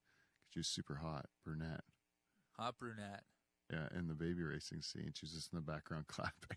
It's probably my sister-in-law. Oh, really? Yeah. Oh, I was like, she is a nice-looking woman. I was just going to say, I was going to ask about her sister-in-law. I think yeah. So that's your brother's wife? Or your wife's Allison's sister. And then, so Allison's sister and then her husband are cheering stuff on. Oh, yeah? And their son was in it, and he didn't make the final cut because he was a little bit too slow for running. Has that caused some troubles in the family? No, it was they just said Madden didn't make it in. It's fine. Yeah. He's a little bit too slow. Yeah, he's cut. He's got to set it up. Yeah. Now he'd be fine. Yeah. He was a little young at when we shot it, but my daughter's front and center in it. It was fun. And the chonies, and child ponies. I was so stoned when you figured out a way to work in Sheeler's Celine Dion's husband bit or whatever. Dude, that was one of the I had to fight for that one because everyone's like, no one's gonna get it. I go, I don't care. I think it's so funny. It needs to be in, and the people that are gonna get it are gonna be like, oh, that's really good. That's well, funny. You set it up in the hall of obscure. Just whatever, just anything. You're looking for the show. Yeah, I think I've seen other shows like that before. How they keep opening doors. Door number one. Yeah, and every time they open a door, it's another horror or something. Yeah. It's always it's a good mechanism. I've seen it use it to just throw something in. It's I just get from here to here. And what are we going to put in the middle? Yeah, put a little something ridiculous in the middle. Yeah. Perfect. That's where Sheila comes in. That's where Sheila comes in. Yeah. I loved it because I've always liked that bit because Sheila digs in and makes me laugh harder than most funny, people. Yeah, I listened to him on Nick Dury's podcast, maybe this week, possibly last week, whenever it was, and he's just he's a really Sheeler's such a funny dude, but I think Nick said something to him he's one of those guys that you love to watch him crush, but you love to watch him bomb. Oh yeah, because that they're not getting it. That the crowd's just what the fuck is this? Oh yeah. It's so good to me. I love it's, but you can tell when Sheeler's on and he's on. But that's the thing. When you see him, but he's always on. He's always Oh, the performance is good no matter what. Yeah. It's just whether I've seen him in a tough room, with rough people, and he's not he's not physically, if you look at him, he's not a rough and tumble guy, No. But his act has got bravado that's to I don't know, maybe to an astute crowd it would be obvious that this is false bravado for the sake of humor, but if you're an alpha dumbass, they're yeah, man, I get it. Or like, who do you fucking think you are? I kick your ass. I'm better at ringette than you. Dude, it's so like. So two things. Kevin and I went to a show in Brampton one time at All Stars. I don't know if you've ever done All Stars. I can't remember. It's probably not. It's a show. I probably remember It's just a room. Yeah. But it was like there's a bunch of people like loudly playing pool on the other side of the room. It was just like a rough one. And we were supposed to go 1-2 so we can get out of there. I was supposed to go bullet. Kev was going to go second. And right before I was going to go on, Kev goes, I don't think I'm going to do this. I was like, really? He's like, yeah, this is not going to work for me. Thanks for driving me. Like, he set the show up. He's like, thanks for driving me. It's all good, man. I'll still pay you for gas, but like, this is not going to go well for me. He didn't even attempt it. No. And I was like, Kev. Unprecedented. Yeah. And I was like, Kev, really? He's like, no, like, the new stuff I want to work on, they're not going to get, and they're like, just how angrily they're playing pool. He's like, I don't want any, no. And then we were in Barrie one time, and he said to me, like, one of the other comics was like a newer comic at the time. I wish it doesn't matter what the guy's name was, but he was like a newer Barrie comic when we were up there, and it was like Kev's act, unironically. So, like, he was, like, he meant it with all the stuff that he was saying, but, like, the crowd was loving it. And Kev's like Jeselnik, kind of? No, like, it was just, like, a lot of, like, fucking bitches, and everyone's like, fuck those bitches, and Kev's like, nah, like, they're not going to know that I'm kidding. And they're going to be like, she's like, I'm going to get laughs. For the wrong reasons. And I had a joke that, I changed it since. I still think I can do it, but I did it up in like Aurelio one time, and it destroyed. And it's like a little bit racial, but making fun of the fact that it was racial. Yeah. But everyone in Aurelio was like, "Oh, fucking right, yeah." And I was like, No. I just did that in St. Thomas. I can't do that anymore because you guys just ruined this for me. Yeah. I didn't. I do a joke, a black joke. It's about black privilege, and I only do it. Yeah. Normally, I only do it when there's like a table full of black people. Sure. So that I know that if there's tight ass white people in the crowd, that I can point to them. Yeah. And say they were cool with it. And if they weren't cool with it, then I could be like, shit, I fucked that up. You know. Yeah. But at least I could know from the people. You know, if they're not, if they're okay with it, then you should shut up. You know. And I didn't say Thomas. There's no black people. No, of course not. And I got a couple laughs at different points in it. Yeah. Some of them I don't usually get laughs at. You're like, oh. And then I start thinking like, oh shit, like this might be wrong. Like this like they might not have got it in the way I wanted to tell it. Yeah, for sure. And I don't mean it to be racist in the least. It's not actually meant to be racist. It's supposed to be ridiculous, like that. My perspective. It's honest that was my perspective, but it's because I didn't know any different. Like it's just. But that's the thing where it's like if they're really listening, they get it, kind of thing. Mm-hmm. Do you know what I mean? Like I did this at Levity a couple weeks ago, as part of my greening out bit because it like goes into something else, and it's like how like me and my friend like we didn't speak for like a couple hours. We were just like out of it, and then he finally goes like, "Hey man, are we thinking the same thing right now?" I was like, yeah, I think we are. There probably is a Harriet Tubman porno. You want to look it up? Do you think it's called The Underground Nail Road? And, like, Pat thought it was the funniest joke. The table of black people thought it was hilarious. Nobody else got it. And, like, between acts, Pat kept bringing it up. He's like, do you guys know who Harriet Tubman is? That's a funny joke. Yeah. And I was like, Pat, like, they didn't get it. Yeah. Still, like, don't hammer it in. I think you should hammer it in at that point in time. But the thing, so because shame on them for being so fucking tight. But also, like, Pat's like, I don't think they know who Harriet Tubman is. No, that might be. I was like, oh, that could be it. He's like, he goes, that's a good play on words. It's a good joke, but you have to know who Harriet Tubman is to get. Yeah, and you ask a lot of kids who Harriet Tubman is, they go like, "Oh, she's before my time. How am I supposed to know? I was born in." They just punt it. Like, I don't know, man. Yeah, like I wasn't. Yeah.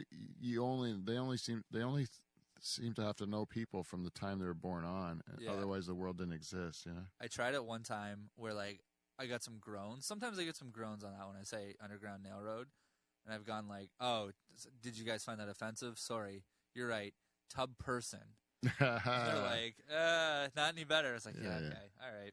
Well, I know my daughter, when you go like, not any better like that, that's what my daughter does. My youngest daughter does to me all the time when I pass jokes by her. Oh, like she'll be like, and then I'll like double down or I'll like try it a different way, and she'll be like, even worse. Like she just does like, everything I say is, she's horrified that I'm even that I could think this way. Yeah. But it's awesome because I did, to be honest, I did my retarded joke to her. Yeah. And she hated it. She told me I should ask someone from that community if it's okay. I'm like, you mean I should tell the joke to a person's not going to get it. Like, they're not going to get it. Yeah, but cool. like, so like, they're not. And then she told me, well, like, then she's saying, well, autistic people will be offended by it. I go, but they're not retarded. Like, yeah. But they get called that. I'm like, well, then I got called like I get called that too. Yeah, you know, like I mean, like I know exactly what you You mean. know, like if everyone gets called things, you know, like I don't know. If you listen to the context of it, that I say it now, yeah, I got it like styrofoam packed. You know, like it's got so much fucking fluff around it of I love everybody and blah blah blah, you know, so that they can know, like, listen, this is a fucking, I'm not making fun of anyone here. I'm just talking about words, and then let's let the joke happen, because the punchline's pretty good. I like the punchline, and it's 50% so far. Once it did well, and once it ate shit hard, like real bad. Those are the ones you learn from when they eat shit. But I know, but the punchline's the same. I just think it's a good punchline, but I might have said it wrong. I don't know what I did. That's so good. But you know, sometimes I got these 2 punchlines I've been working on, and one of them, I don't even think you need to say the joke. Just say the punchline. Like I could just say the punchline. Like I told the guys when they were around here, I just go, you know what? Can I just tell you a punchline of a joke? And I just say the punchline, and then they all started laughing. And I'm like, I didn't tell you the setup. Perfect. It's great. Yeah. I'll tell you it too. Okay, let's hear it.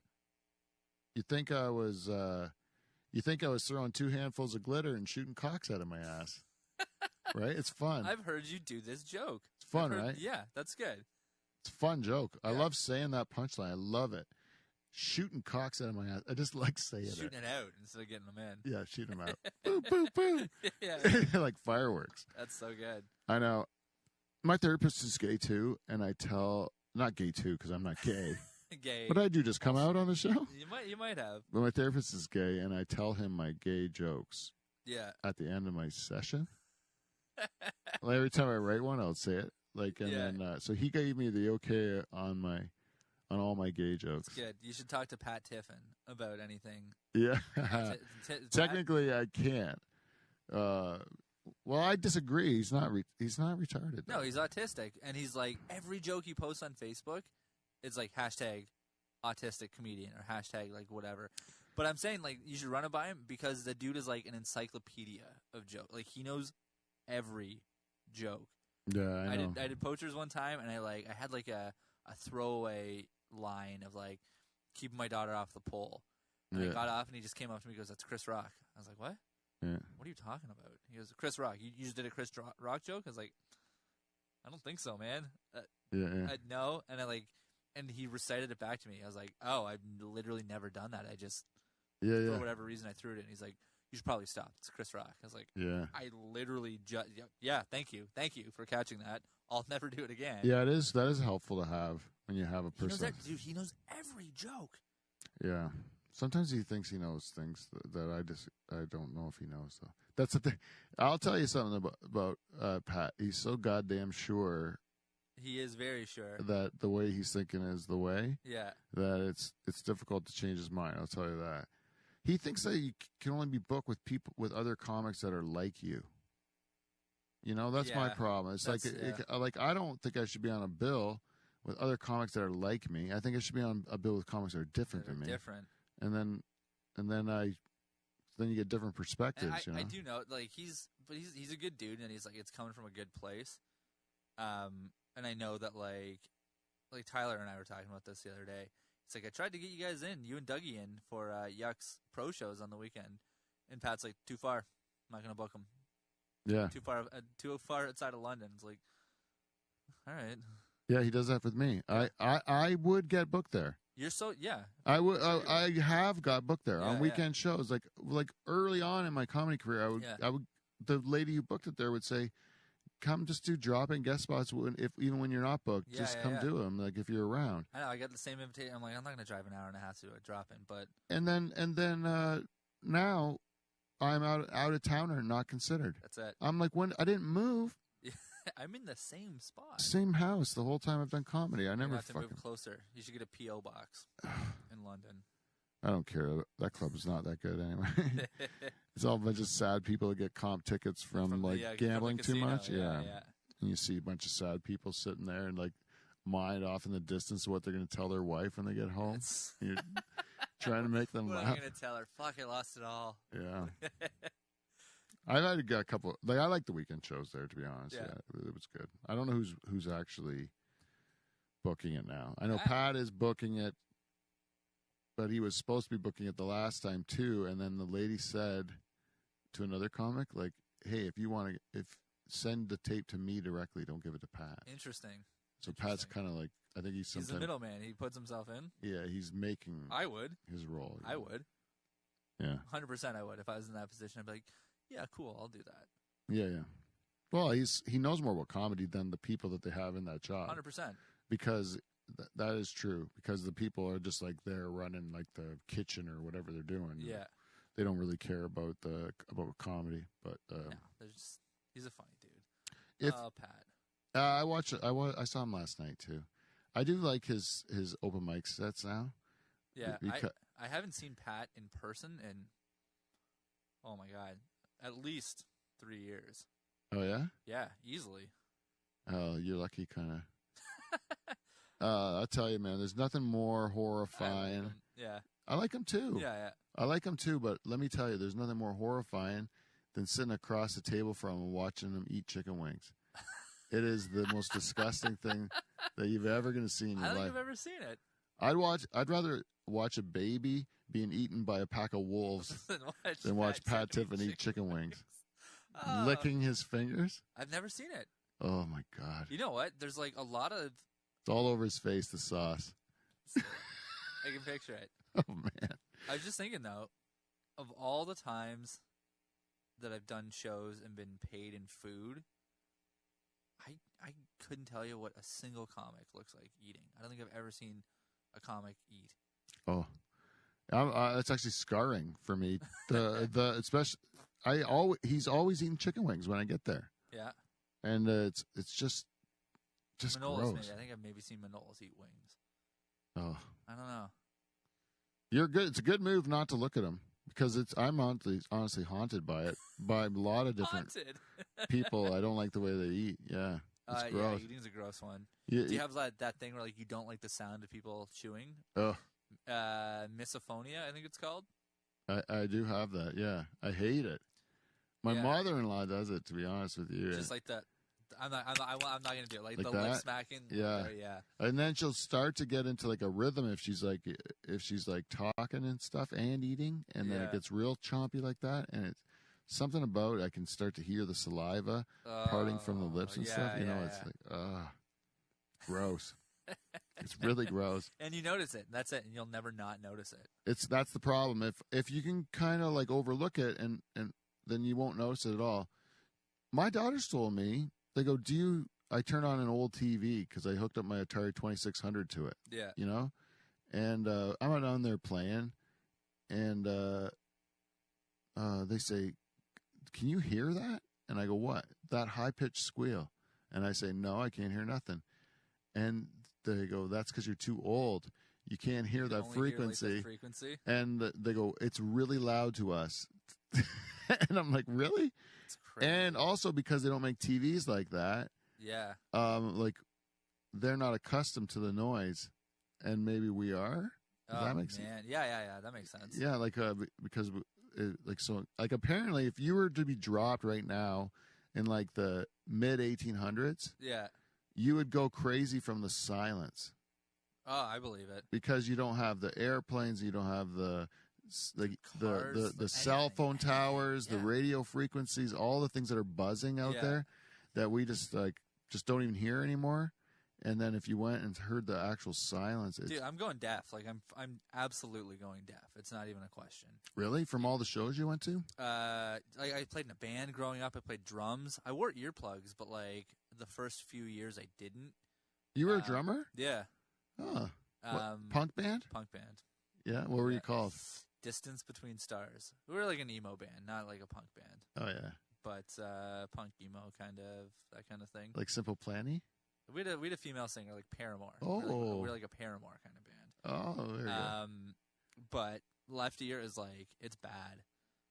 Female singer, eh? Yeah. Is she still doing it? I don't know. I think she lives in LA now. Really? Yeah, but I don't know if she's singing. I think she like works for either a label or like music supervision, like putting songs into shows. I don't know. Did you used to book artists too, or you were in the music? I used to run shows. I used to I worked at a record label. Yeah. I've been like always like kind of around, just whatever. And then when did you get into comedy? Like a weird. So March 1st will be my 6th year of doing comedy, but does it really? I don't know if the last 2 years. Yeah, fuck. What are you? You know what I mean? Fuck, I don't know. Just count it, man. Yeah, I know. I'm gonna count it for sure. But it might take us 12 years to get there. To get to 6. Yeah, to get to 10 it's or like you're whatever. born on a leap year. It's like you're 16, like you're really 64. Yeah. Kind of thing. No, I got into stand-up because I had this radio show, and this dude in Hamilton, this guy Ben Rispin, was putting together. He wanted to talk about doing like a web series with me and my co-host. So like we went in for a meeting. And like the meeting ended, and he had like a meeting after that. He's like, "Oh, Mike, like stick around, man. Like you're a funny guy. I'm writing this pilot with the guys from Monster Truck about like beer league hockey, and Pat Coppolino was on the writing team. So I met that's how I met Pat. Was like through like this like writers room for beer league. We ended up making a pilot for it. Didn't go anywhere. Yeah. But I remember talking to Pat the one day. I was like, dude, you do stand up. Like that's so sick. Like how'd you get into it? Just asked him a million questions. I was like, I always wanted to do this. I just like, how do you get into it? Like, how do you do it? He's like, oh, just come to a show. I'm actually doing Emerson Pub tonight. Come on out. I was like, yeah, okay, cool. Like, I'll go check it out. So I went to Emerson. It was packed. It was like, did you ever go to Emerson when like people would like sit on the stage? It was so busy. Yeah. And Mace was hosting, yeah. And so he introduced me to Mace at the end. He's like, hey, Mace, like this is my buddy Mike. We're working on this TV show together. He wants to do stand-up. Can you give him a spot? And Mace is like, yeah, I can get you on next week. I was like, oh, shit. All right. And you had a week to figure it out. I had a week to figure out, like, all the stuff that I've been writing down for, like, the last little while. I'm like, well, I got to put something together. I actually just found my first set on video because I turned on a computer that I hadn't turned on in, like, 3 years last week. And I was like, oh, shit, there's all these things. Yeah. How did it hold up? There's some nuggets there that I'm like, I could probably rework this. Yeah. The joke about me being mistaken for a lesbian that I've done forever. I did that in my first set. It was like this whole long thing though about. It wasn't about that. It was more about stag and does. How it's like it's how your cheap friends get you to pay for their wedding. Yeah. But yeah, I was like, okay, like there's like some stuff here. Michael Moses was actually guest hosting that one. Like that's like young Moses bringing me up. It's like it's weird. Yeah, it's a little time capsule. And Manolis taped it for me too. Like my girlfriend at the time taped it. I was like, I might not ever do this again. Like, can you tape this? But Manolis was like, oh, it's your first set? Yeah, I'll tape it, man. Yeah, isn't that crazy? Okay, yeah, sure.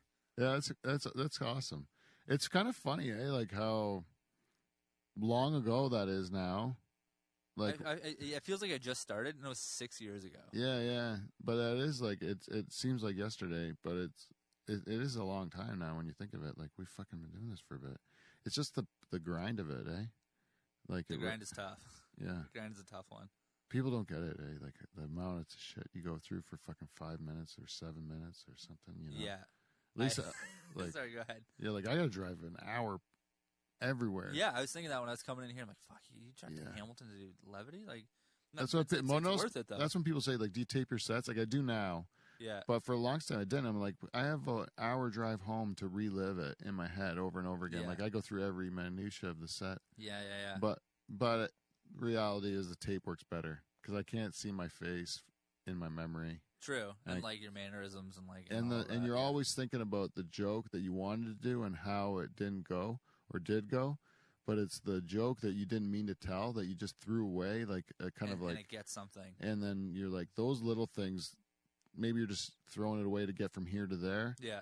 But it gets a big laugh, and then if you can pick up on those instead of forget them, then you can build. That's exactly it. And like by the end of the show too, if you didn't tape it, you get to talking to people, just like talking bullshit, whatever. Yeah, and it's gone. You'll forget about it. Like, especially if the set was good, you'll just remember. Oh, I had a good set. Yeah, I don't know what I said. Yeah. Yeah, the real good ones. Yeah, especially because you're just kind of in it. Yeah, that was great. I went up. I told this to Dan Brennan, but I went up and I didn't feel good. Yeah, like I was having bad personal stuff to go through, and but I agreed to do the set. That was the one at Levity. It's last week. The last one, yeah. I felt you were on right after me, and I felt shitty. And usually when I go to stage, I know kind of where I'm going to start, where I'm going to finish, and kind of stuff I want to work on in the middle. But I'll give myself some leeway to kind of like change it up depending on what the audience is digging or whatever. But this time I had no beginning, no end. I didn't know what I wanted to work on. I didn't have anything. And I went up on stage and I kept thinking during the night, like, I'll get that plan together before I go up. Sure. But then as they're calling my name, I hadn't done it yet.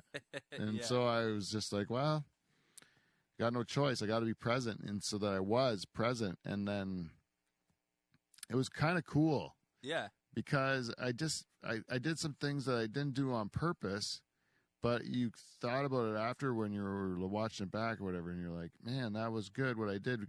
And then you could see the fact that I felt so bad. The craft had to show through, like that I had actually developed enough craft that I could get myself through it. And you can get out of stuff. You're like, I know, okay, whatever. Yeah, like I don't feel funny, but I know I got good enough jokes to be able to. The joke will get me through, so just lean on the jokes. Yeah. Or I know I can talk to the crowd and do a couple little tricky things that you kind of pick up on over. Yeah. And then you can say, okay, I don't feel funny right now, but I can do funny things or whatever, and deliver it, you know. Yeah.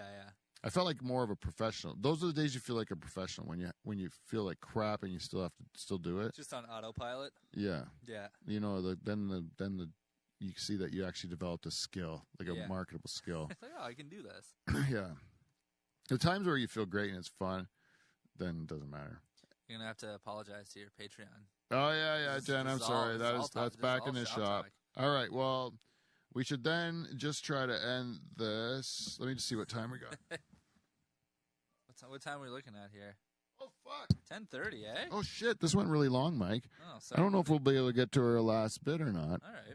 But what I was gonna say, we'll just do it. Okay. This will be to end the show. Okay. You have this is the challenge. It's a hypothetical only challenge. I understand I am not from Hamilton, and you're showcasing Hamilton talents. Yeah. But let's pretend you take old Peachikins here. Yeah. You plop them in Hamilton. I'm a Hamilton comic now, and you are looking for a way to work me into This Is a Thing. Yeah.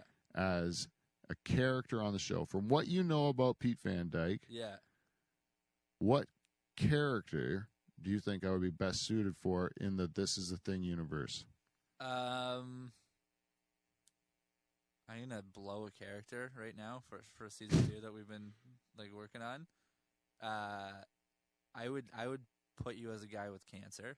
Oh, that's coming either coming to the show or just something you're I don't this is the thing.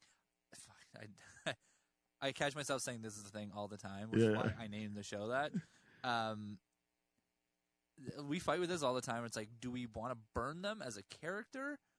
Because if we burn them as a character, we can't bring them back as a comic. So we burned Sheila as a character. We burned Anthony as a character. We've burned Rochelle Lozon and Darren Menezes as characters. Fiona O'Brien as a character. Jerry Hall, character. Right? Yeah. So that's the thing. It's is it better served as a comic? I might have you as a comic that has cancer that like is really playing up that they have cancer. Yeah. Instead of just being like, yeah, I'm just like, whatever, I live with it. Yeah, but I'm doing it. I'm totally pandering. Yeah. For the attention of the audience. Yeah. And you know that my cancer's not even that bad. Yeah. But if you say my cancer's bad, then you look like an asshole, right? Like, yeah, and like someone's like, it's not that bad. It's like, he has cancer though, and you're like, yeah, but does he? Yeah, but it's the good one. He's gonna be fine. Yeah, I have cancer light. Yeah, I do too. That is kind of true. It's like stolen valor. You get it for like you get like I do this kind of like mental illness. You get no credit for. You get like punished for. Not anymore. And then, but cancer. I mean, you can just have like the tiniest little bit of cancer. You get like a parade. Yeah. You get ribbons. You get all this stuff. You know, and everyone feels sorry for you. And it's great, really. Do you feel like you got ripped off though, having cancer as an adult rather than as because you can't do Make-A-Wish? Because you can't do Make-A-Wish. Yeah. Is this Make-A-Wish is like, can I get on the show? Make-A-Wish. What a low bar for Make-A-Wish. That would be a really low bar. Can I get on your cable access? Yeah, I don't understand why I can't get Make-A-Wish. I think you should give the kids their wishes first. Adults should get it too, though. But like then you go to the adults. We got to get some wishes. I think so.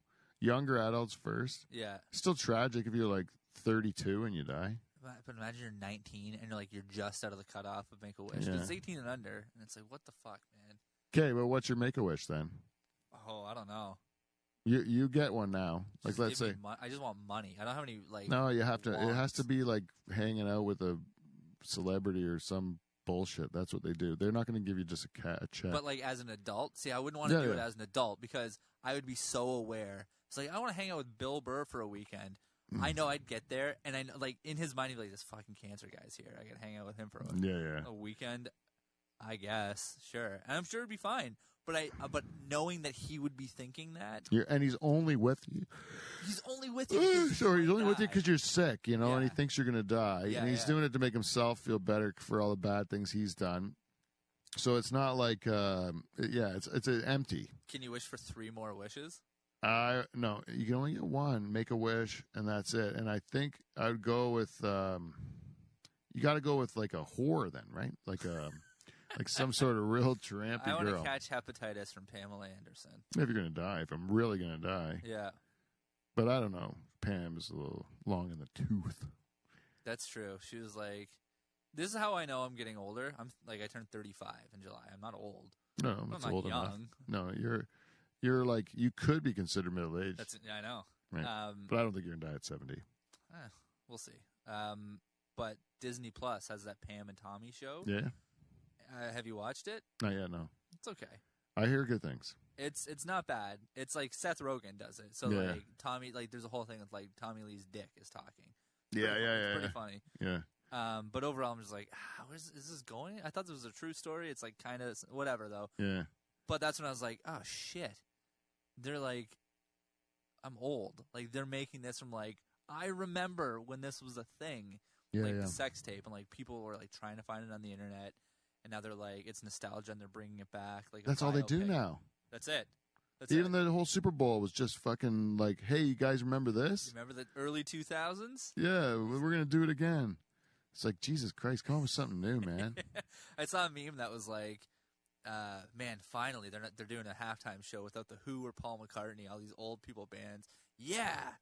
Oh shit. Yeah. Like, oh yeah, man, because like that was 22 years ago that Dre 2001 came out. It came out in 2000. Like it was like. Yeah. You think about like right now, if you look at like the Chronic, right, was 2000, right? Wasn't it? But I bought it on my 13th birthday. My neighbor gave me $40 to go buy CDs. And NWA was before that. Yeah. Right. So like we're talking early 90s. NWA is like Snoop beat a murder charge in 93. Yes, so like even late 80s was NWA. Yeah. And so that's like 40 years ago, right? Yeah. Isn't it? I was in grade school when Eminem came out and people started dyeing their hair blonde. Oh yeah? So I was in grade 7 when he like came out. I was married. There you go. Yeah, already. Yeah, I remember that. I was went to Vancouver. But you're Dutch. You guys get married at like 20. Oh yeah. Plus rural. Plus, there's a whole bunch of Catholic. You know, a whole bunch repressed. You know, all those reasons. Sure. But it worked. It worked, I guess. It's still here. You got some kids. Yeah, I got some kids. They're all. She brought a meat tray. Like you guys are thriving. Yeah, it worked out. So I can't complain. So, anyways, I wanted just to say, I thought I had one more thing, but I just want to say thanks, Mike. Hey, thank you. We took you a long time. I took a lot of your time, huh. but I think it's been a great show. I didn't even know it went that fast. It went super fast. We're flying, right? It was super easy. Sorry, Jen, if we talked too much shop, but I think we did good. We talked a little bit about kids. We talked about your new show. Yeah. Have we told people where they can find you? Well, this is the thing is on Bell 5. If you're in the Hamilton area, I think it's like Canada-wide. Canada-wide 5? You can watch it. But it's like the way that like you go, so it's so stupid. It's like on the on-demand channel for 5, and then it breaks it out by like region. Oh. So maybe I shouldn't say Canada-wide. I don't know, but like I can watch Atlantic Canada 5 shows. So you should be. So I should be able to. Yeah, conceivably. Anyways, check out 5 listening for This Is a Thing. And if it's not there, why don't you contact them and ask for it, right? Yeah. Do that. Or follow tit.hamilton, TITT.hamilton on Instagram. I'm going to look right into the camera. And then send us a message, and I'll send you the link. If you want to watch it, I'll send you the link. Oh, that's great. Yeah, do it. I'll do it. There's a lot of former guests of the show that are on the program, so you'll see a lot of familiar faces. One notable one that's missing is a controversial guest of our show, Joe Botello. Not on an episode ever. No. Blacklisted? He's not blacklisted. Never worked him in yet. I don't know where to put him in. I try to find people. Eric Johnson? Is he on next season? No. He's not on next season. Eric Johnson unfollowed me and deleted me from everything because he's not in the season. Oh, really? I swear to God. It's a sore spot, so it is actually causing problems to not be on it. Yeah. Because you're representing a scene, right? Well, so I'll tell you, like we wrote a character. Doug ended up playing it. It was like we like rip on him. He's like flexing on stage isn't a bit. That's all like we say. Like we're like, is Eric gonna be able to take it if we put it in? And it's like, I don't care. No, it's just like let's get Doug. Let's get like this is like zero offense taken. Like people I like hanging out with. Yeah. People that like that's it. It was like it wasn't like a slight. It was like it's just easier. Yeah. To get people that I've spent but hours he's playing Eric. with. But he's playing Eric. He's like a little bit of like no, he's not like playing him, but like just like a spoof of like a spoof of him. Yeah. Elements of him. Elements of his online persona or whatever. Yeah, that's funny. Anyways, I was sorry. I just mixing up shit at the end. No. That's and I almost fine. let Jet out of the woods there, but no one listens to the very end, so I thought I could get a couple out of it. Yeah. There's a few that we didn't get in there. Yeah. A few comics. Yeah, I always try to find them. Where I'm like, who's in there that's a shoe-in? Like, as far as, like, they really are part of the scene, and then you miss them. But it's hard. You got most of them in there. We got a lot. Was Black Zeus in it? Yeah, he's in the second episode, buying mushrooms from Manolis. He's in the back. Oh, right. I thought, so but you got, like, a lot. So it's pretty cool. It does actually, it's nice because you get different venues of Hamilton. You get different. It's not just levity, and it's like, it shows some of those other, like. You got Winky Judge. Yeah. Emerson going to be on in the future? We've talked about it, yeah. Season 2, maybe? Season 2, like, is like mostly record store. Oh, yeah. I will say that. There's like some stuff at Is it all written and stuff? Yeah. Oh, yeah? Yeah, we go to Cameron in a couple weeks. We're building a record store in my studio. Oh, yeah. Congratulations on the studio, too. Yeah. That's a big deal. It's ridiculous. Yeah. It's like, it's a lot. It's a big undertaking, but it's so far so good. It's working out. Yeah. Well, that's good. Yeah. I'm real proud of you, Mike, and it's been nice to watch you stick your neck out there and get stuff done. Thanks, dude. And I always like to see my friends do well, so I wish you all the best in the future. Thank you so much for coming back in to support this show. Literally anytime. All right, cool. Now I have to get you on season 2. I'll get you. No. No, don't do season 2. All right, season 3. 3, I'll start becoming sour. But I still think of myself as out of town. I get an asterisk like a Tig Wright or Tom O'Donnell or something like that. You know, like we just keep talking. I know, but like when we were shooting season 1, there's a bunch of guys. We're gonna get Dave McInnes. We're gonna get Tom. We're gonna get Tyler Morrison for that winking judge scene as like just like drunk hecklers. Yeah. And then COVID. It was in the middle of COVID, so it's like we literally can't bring more than like 20 people on set. Yeah. So we're like, sorry, man. Like you filmed all that in COVID? All of it. Yeah. Oh yeah, I guess you did, right? Yeah, yeah. Well, yeah, that does create. Yeah, those would be good drunks. Yeah, yeah, because they would be actually they'd drunk. be actually drunk. Yeah, but those are fun guys. I really miss some of those guys because I haven't been I got a message out of nowhere. Yeah, I'll talk about this after the show. Sure. Yeah. We'll talk about this after the show. Yeah.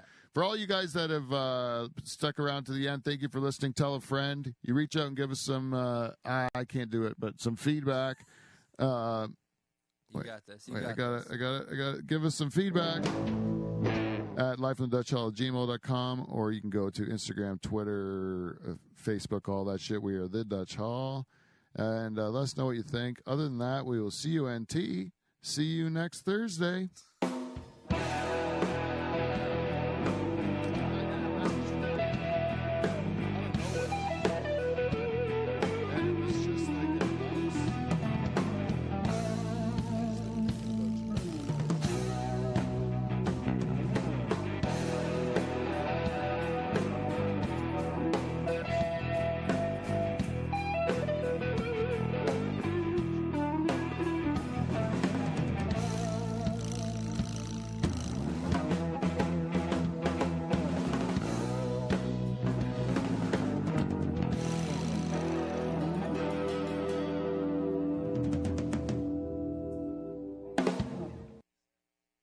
Then it does work with some people because they wait to then, and they say that's their favorite part.